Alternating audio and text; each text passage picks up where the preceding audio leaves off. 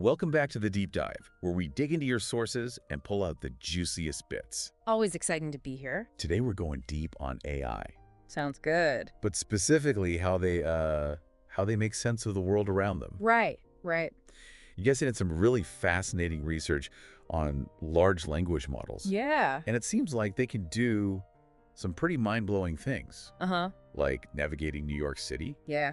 or solving logic puzzles. It's wild. Yeah, it is. This research really gets to the heart of like what it means for an AI to understand something. Yeah, because we tend to think they need like a perfect replica Right. of, the human brain Right. Human to understanding. pull off those kinds of things. Exactly. But this research challenges that assumption Yeah. by asking, can a model like actually perform these complex tasks without truly, grasping that underlying logic? That's the big question. So are they getting it, or are they just like really good at faking it? That's what we're trying to figure out. Okay, I like that.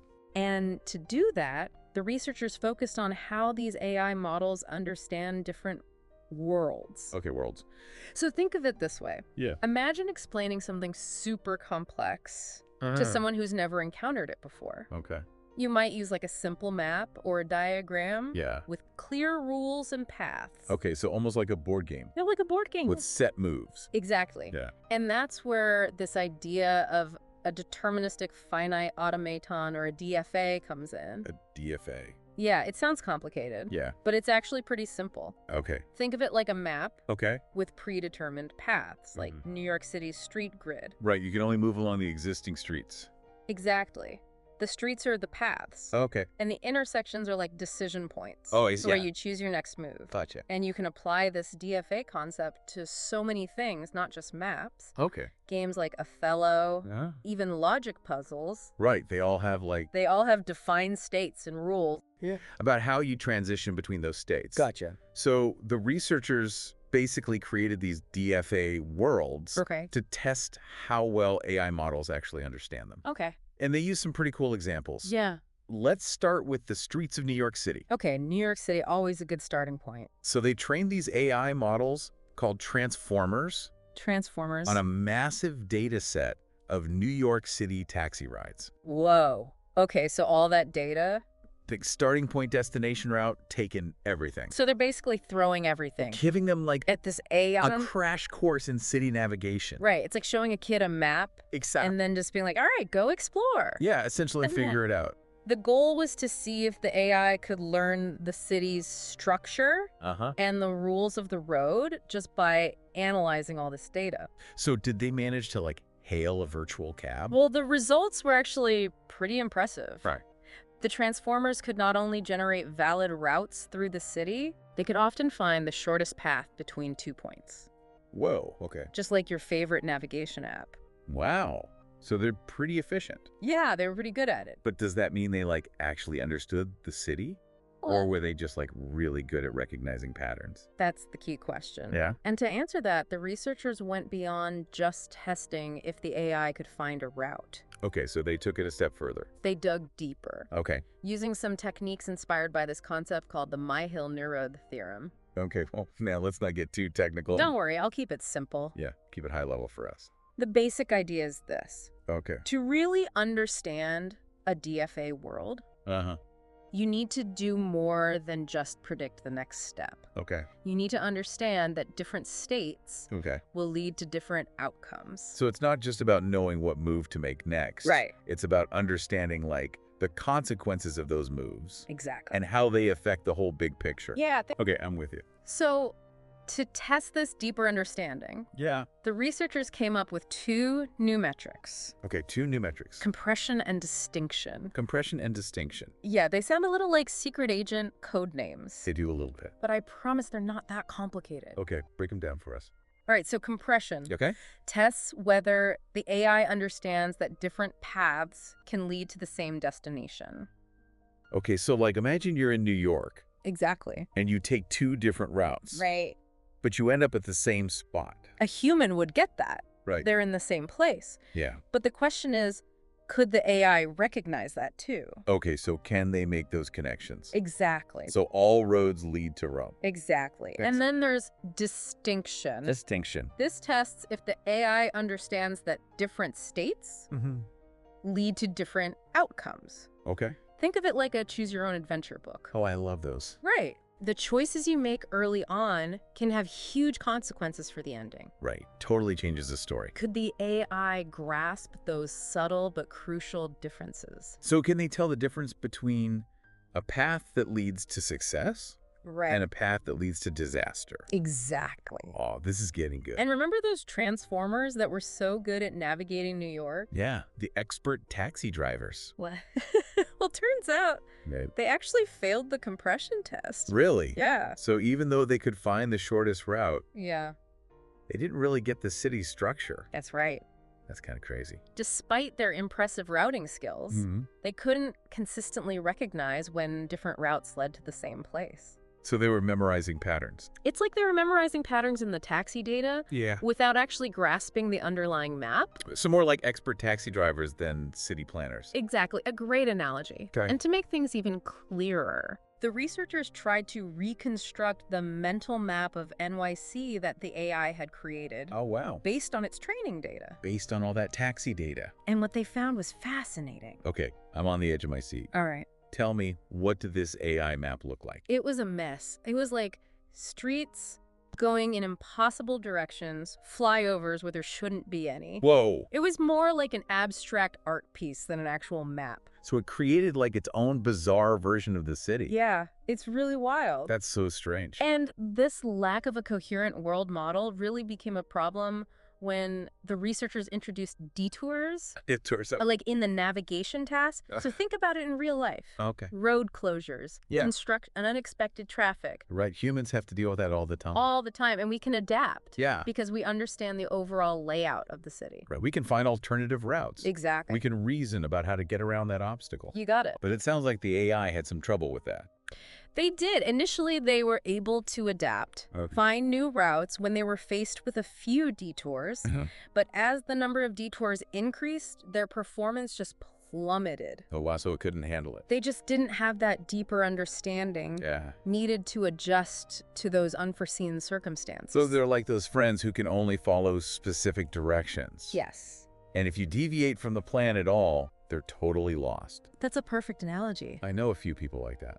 And this brings us to a really important point about AI development. They might be able to handle those familiar situations, Yeah. but when they encounter something new, something unexpected, Yeah. they fall apart. Right, it all falls apart. And this isn't just limited to like navigating streets. Okay. They found similar patterns in the Othello and logic puzzle tests as well. Really? Yeah. So, for example, Right. the AI models that were trained on real Othello games struggled to grasp those subtle differences between similar game states, Okay. whereas the ones trained on synthetic games Uh, excelled. really? So the synthetic games were better. Yeah, Interesting. which suggests that the type of training data really matters. Oh, wow, that's fascinating. It is. So it's like they learn the moves, Right. but not the strategy. Like it. Exactly. Okay, so let's talk about those logic puzzles for a second. Okay. Remember we mentioned Yeah. that the researchers use those to test AI's understanding of DFAs. Right. So they set up a scenario where you have to figure out the seating arrangement. Oh, like a classic logic problem. Yeah, a classist logic problem. Like who's sitting where? Exactly. Okay, Based yeah. on clues like Bob is sitting next to Alice Oh, yeah. or Charlie is 2 seats away from David. Huh? Each possible seating arrangement Okay. became a state in the DFA. Okay. And those statements about who was sitting, where were the actions? So the clues are like the rules of the game. Exactly. Okay. Guiding you toward the solution. Gotcha. But to truly solve this puzzle, Uh-huh. you need to do more than just figure out the final seating arrangement. Right. You need to understand like how each clue Yeah, how each clue changes the possibility. changes the possibility. Like how different combinations of clues Mhm. could lead to the same solution. Right. Or different solutions. Or completely different ones. Oh, that's tricky. It's like a giant game of logic Sudoku, Yeah. but with people instead of numbers. Okay, I like that analogy. And just like with the New York City example, they Yeah. used compression and distinction to test the AI's understanding. Okay. So could the AI recognize that different sets of clues could lead to the same feeding arrangement? Okay. Could it differentiate between clues that led to different solutions? So they were testing if the AI could see the bigger picture. Yeah, the connections between the clues, the Yeah. logic behind the solution. Right. And the results were a bit of a mixed bag.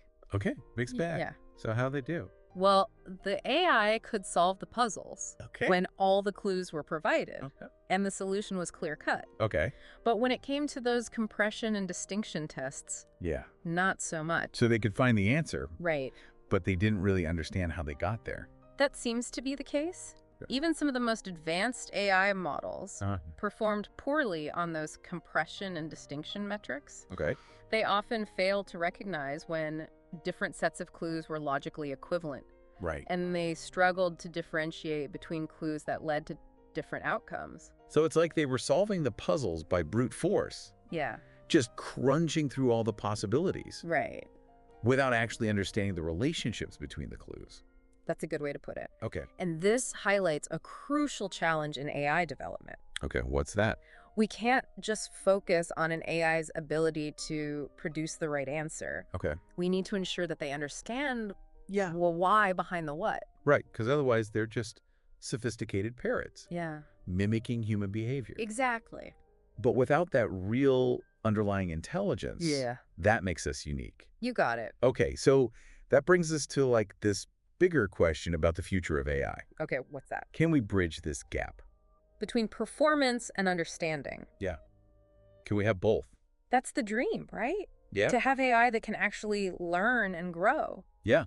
And maybe even teach us a thing or two and teach us a thing or two. along the way. I love that. Yeah. And while this research highlights some of the limitations of current AI systems, Yeah. it also gives us some clues Okay, clue. about how to move forward. Okay, give me the clues. So, for example, the researchers found that the type of training data used to train these models Uh-huh. has a huge impact Okay. on their ability to develop a coherent world model. So it's not just about feeding them a ton of data. No, it's not just about quantity. It's about choosing the right kind of data. Exactly. Okay. Remember we talked about those models trained on New York City taxi data? Yeah. Well, it turns out that the models train on more random and diverse data. Oh, diverse data. Yeah, actually did a better job Yeah. of understanding the city structure. So more variety is better. It seems that way. Okay. It's kind of counterintuitive, Yeah. but it makes sense when you think about it. Okay. Imagine learning about a city only by taking the same taxi route every day. Right. You'd have such a limited view. A very limited understanding of the layout. Yeah. You'd be great at navigating that one route. Right. But you go anywhere else and you're totally lost. Totally lost. Yeah. It's like the difference between studying a textbook Yeah. and actually exploring the city on foot. Right. Experiencing it. Exactly. Okay. I like that. And this has major implications for AI development moving forward. Okay. So what do we do? We need to be more thoughtful Okay. about the data we use to train these models. Right. So it's not just about quantity. Yeah. It's about quality. And diversity. And diversity. Yeah. Okay. We need to curate these data sets to make sure they provide a rich and diverse range of experiences. So we're like AI teachers now, not just data providers. Exactly. That's a good way to put it. We need to think about creating learning environments that challenge these models Okay. to develop a more nuanced and flexible understanding of the world. So instead of just showing them flashcards, Right. we need to give them the whole textbook Yeah. and maybe even take them on a field trip. Take them on a field trip. I love it. This has been incredible so far. It's been fascinating to see how these models can do these impressive things, Mm-hmm. but also how their understanding can be surprisingly limited. Right. They're good, but not that good. Yeah, we still have work to do. So where do we go from here? That's the big question. What are the next steps in AI development? It is the million-dollar question. Yeah. How do we bridge that gap? Yeah, because we've seen the potential, We have. but also the limitations. Yeah. And this research gives us some clues. Okay. We need to move beyond just training AI to achieve those specific outcomes. Right. Focus more on developing those underlying reasoning abilities, Okay. their capacity to generalize and adapt. So it's like we've been giving them the answers Right. without teaching them how to think. Exactly. And that approach might work in the short term, Uh-huh. but it's going to limit their potential. Right. It's not a long-term solution. If we want AI to be truly transformative, Yeah. we need to give them the tools to actually understand the world, Right. Not just mimic us. not just mimic human behavior. Okay, so how do we teach AI to think? That's the challenge, isn't it? Yeah. No easy answer, but this research offers some insights. Okay. We need to rethink how we design the training data. Okay, so not just feeding them tons of information. No, we got to be more strategic. More collective. Yeah, curate those data sets. Right. To encourage AI to develop a more holistic understanding. The big picture. Yeah, data sets that expose them to all kinds of scenarios. Okay. Challenge them to think critically and creatively. So it's like we're creating textbooks. Yes. Not just flashcards. A much richer learning experience. Yeah. Got to provide that structured, comprehensive foundation of knowledge. Right. Encourage them to explore and experiment, learn from their mistakes. So they can develop their own perspectives. Exactly. That's so cool. It is a challenging task. Yeah. But the potential is huge. Yeah, if we can pull this off. If we can develop truly intelligent AI, Yeah. the possibilities are endless. Breakthroughs in medicine engineering, even scientific discovery. And then AI could actually work alongside humans I love that idea. to solve those big problems. A world where AI helps us make things better. Exactly. That's a vision worth striving for. Yeah. And this research brings us one step closer. Well, it sounds like we've reached the end of our deep dive It has. into the world of AI and how they understand the world. It's been quite a journey. Yeah, full of twists and turns. It's challenged our assumptions about what it means for an AI to understand. Yeah, and how we measure their capabilities. Exactly. We need those new, insightful ways to evaluate them. And it reminds us that this journey is far from over. Oh, absolutely. There's still so much we don't know So much to explore. and so many possibilities to uncover. The future of AI is wide open. As we keep pushing the boundaries, Yeah, we got to be mindful of those ethical implications absolutely. and make sure AI benefits everyone. AI for good. Thanks for joining us on The Deep Dive, It's been a pleasure. where we take your information and extract the most intriguing insights. We'll see you next time for another fascinating exploration.